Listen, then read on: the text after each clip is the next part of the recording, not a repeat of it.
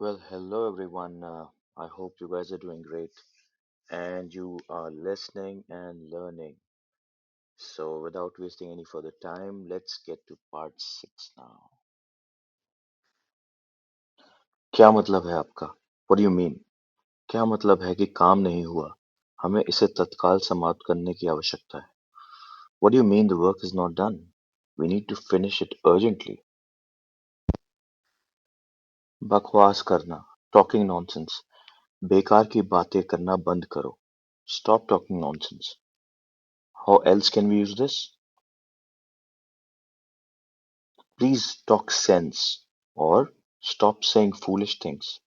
Basically हम अगर किसी को ये कहना चाहते हैं कि काम पे फोकस करो, बेकार की बातें मत करो, तो हम यही कहेंगे, stop talking nonsense. As soon as possible. जल्दी से जल्दी.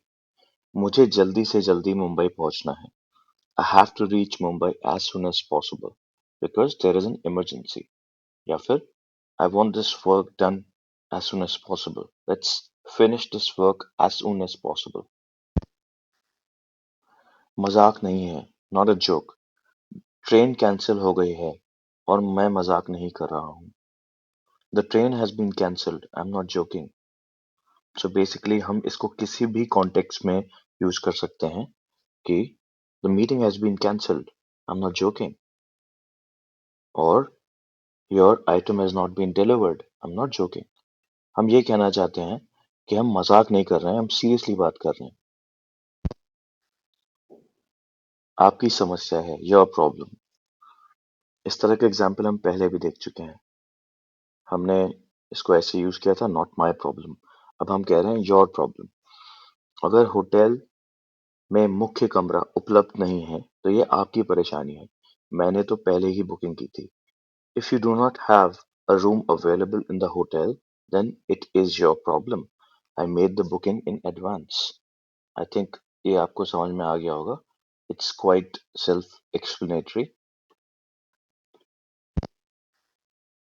मैं क्या बोलूं अब. नथिंग टू से.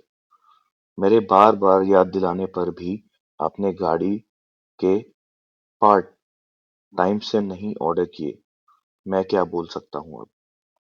You did not order the car parts on time in spite of my constant reminders. I have nothing to say now.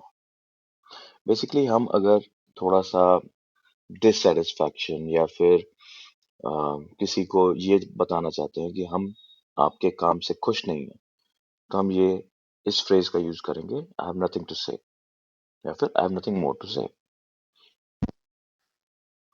Boss man. हमें boss से पूछना चाहिए कि इसे कैसे संभालना है. We should ask the boss how to handle this problem.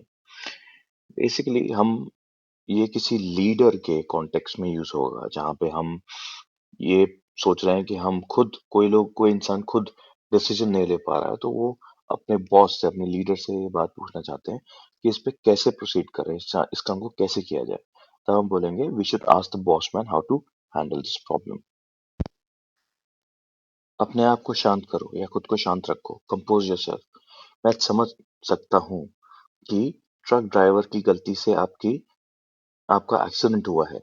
खुद को संभालें. सब ठीक हो जाएगा. I can understand you had an accident because of the truck drivers mistake. Please compose yourself. Everything will be fine.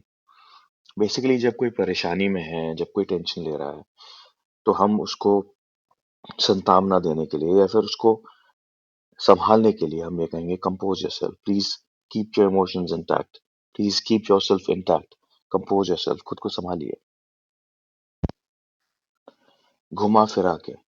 Beating around the Bush. इधर उधर की बातें करना बंद करो.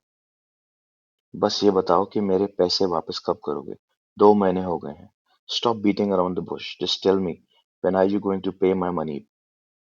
It has been a few months already या फिर it has been 2 months already.